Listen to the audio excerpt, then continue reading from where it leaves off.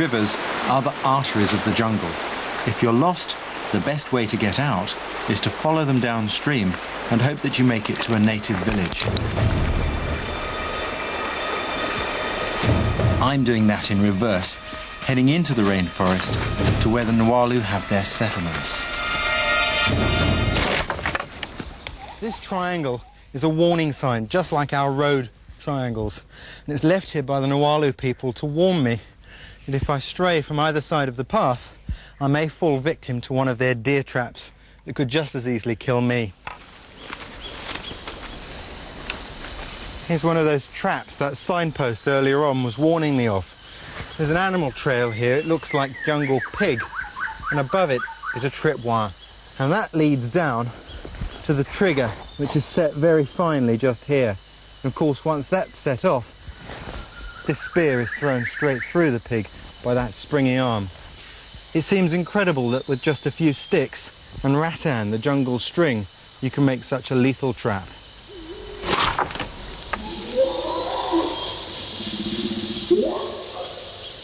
The Nualu employ many sorts of traps, depending on the terrain and the kind of animal they're after. Every action in the forest requires respect to the ancestral spirits that dwell here. To ensure the success of the traps, the Nualu make an offering to their ancestors. If they don't, they believe bad luck will befall them.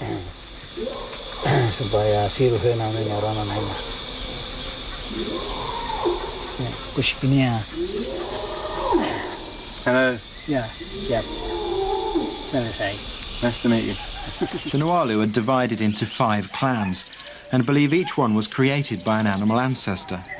The Nipani clan have the couscous as theirs, so they'll never eat one. To do so would be like eating their grandmother. Ancestors are revered, and shamans like Raja Penang contact them for help and advice.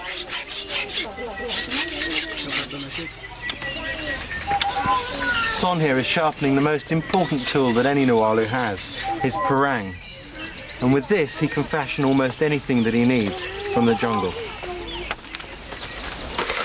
With a parang in your hand, you can find food, water, and make a temporary shelter. The great thing about the rainforest is that everything you need to build a shelter is here. The sago palm provides the roof, while bamboo, the main structure. Light, strong, and easy to shape, bamboo is a fantastically versatile building material.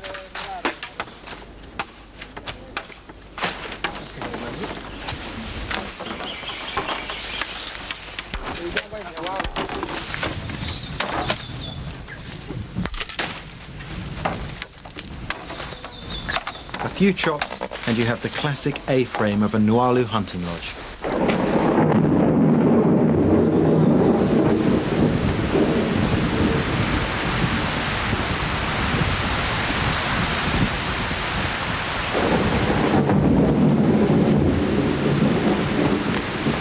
The leaf of the sago palm is strong and waterproof. Individual fronds can be stitched together with a sliver of string made from the central rib.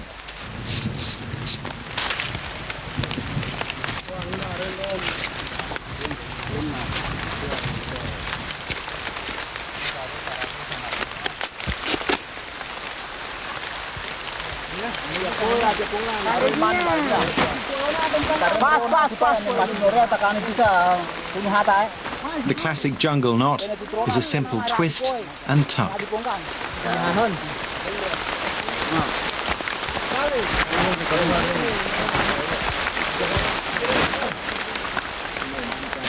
Within half an hour the roof is complete, which is just as well. They get over 3 meters of rain a year.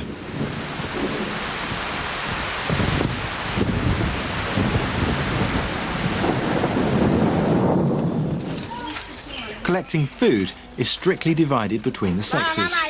Only men can hunt the larger animals, which often entails leaving the village for a week or more. The women forage closer to home. This fishing basket is beautifully woven from bamboo, using an old basket as a frame. I think I'm doing all right, but I'm nowhere near as fast as the women. You've got to have nimble fingers for this job.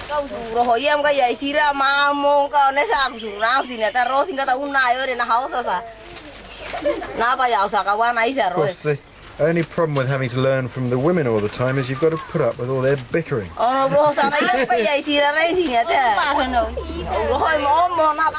haven't broken it yet.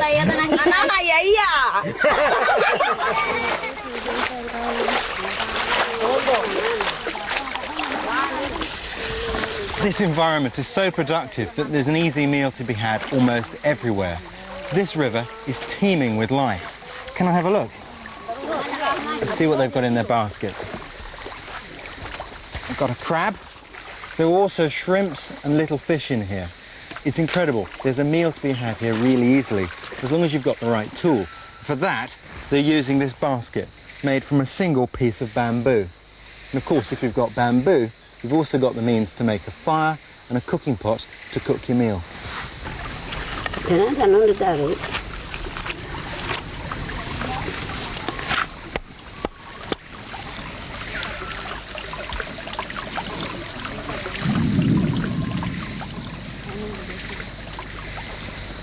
They put the prawns in the tube with some water, and now they've stuffed it with manioc leaves to cook with it. And an extra big wadge just to finish off with to seal in the steam. Ingenious. Another astounding use is flooring, both for hunting lodges and the houses in the village.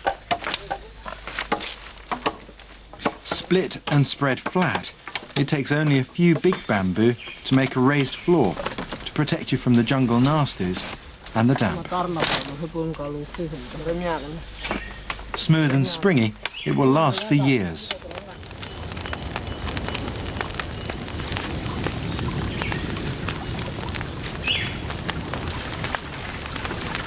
And with fire, you can cook your prawns in that bamboo steamer.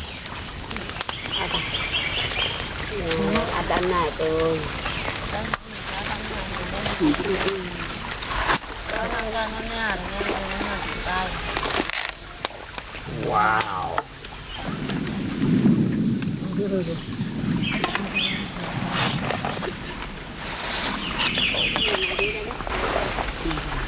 You know, a meal like this sort of epitomizes survival. You start out with the right resource, in this case bamboo. You couple that with a bit of knowledge, and at the end you get the reward. Beautiful jungle shrimp.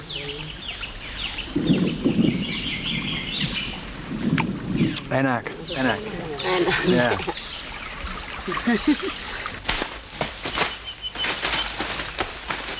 It can be a veritable supermarket of food, but if you don't know what you're doing, dangers lurk everywhere. It's claustrophobic, easy to get lost in, and many of the plants are poisonous. Even those that are edible pose other problems. Without question, the most important tree to the Nualu is the sago palm. It not only provides the raw material for their homes, but is also their staple food.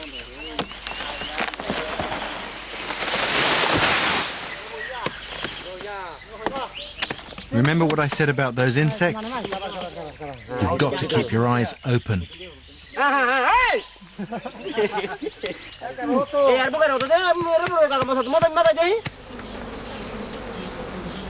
Of course, some insects provide a tasty snack.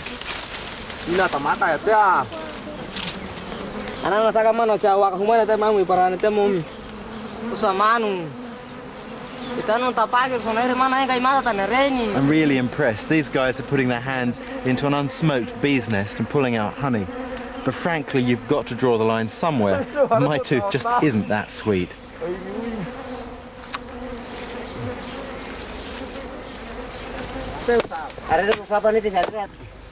The inner core of the sago tree is packed with starch, but it's too woody to eat raw. So generations of Nualu have perfected a processing system made out of the tree itself. The base of the tree makes a hod, as well as a system of basins and sluices into which water is poured to release the starch from the pith.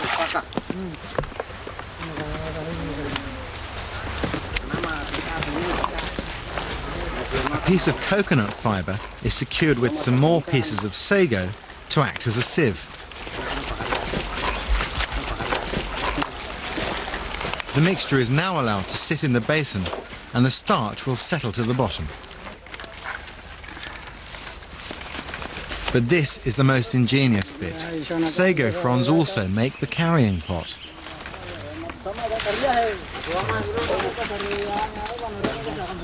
I didn't even attempt it.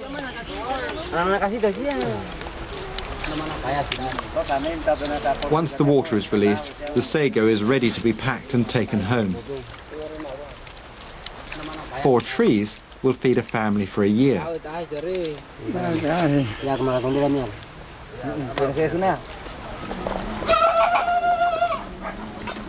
Cooking it couldn't be easier. Just add boiling water.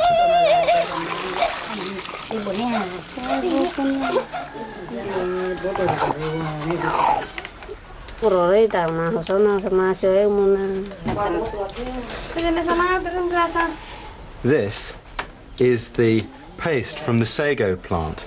It looks like wallpaper paste and it probably tastes like it. But fortunately, I don't have to taste it because according to Nualu tradition, I came from a sago tree, and so this is one of my ancestors and I'm not supposed to eat it.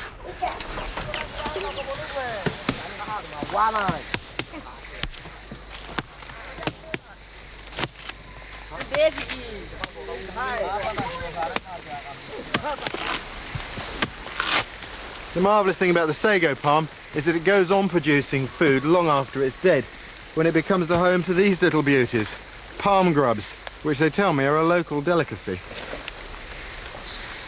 Bagus, bagus. Coba. Break it open, like that. Bagus. Bagus.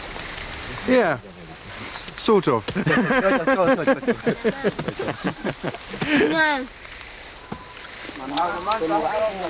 The jungle is a wonderfully rich source of food and shelter, but it can just as easily provide clothing as well.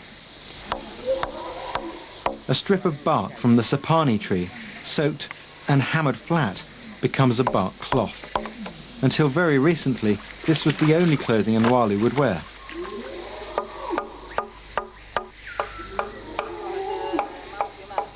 It's now used almost exclusively for the ritual of male initiation.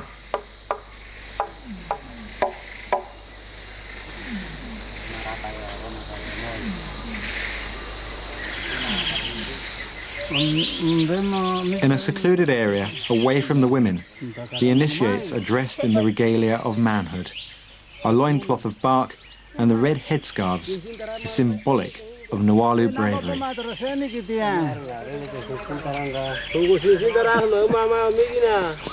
For these boys, it's a big day. It marks their arrival into manhood. And for the future of the Nualu, it's crucial. Rituals like this keep their sense of community and pride intact, and their culture alive.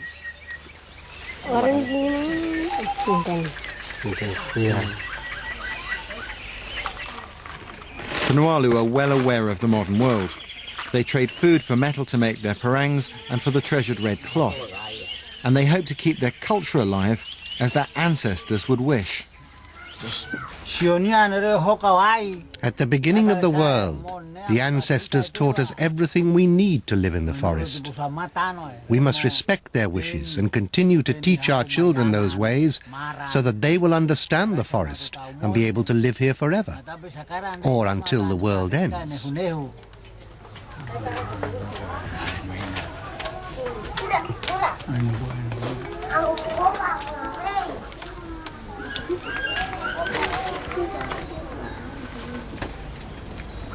Like all of the places I've been to in this series, the jungle is a harsh environment. But once you take the time to see it through the eyes of the native inhabitants, people like the Nualu, you begin to realize that not only can you survive here, but you can also enjoy the experience. Of course, the secret is in knowing how. Many of the skills we've seen have taken thousands of years to acquire. If we're not careful, we could lose them in only a couple of generations.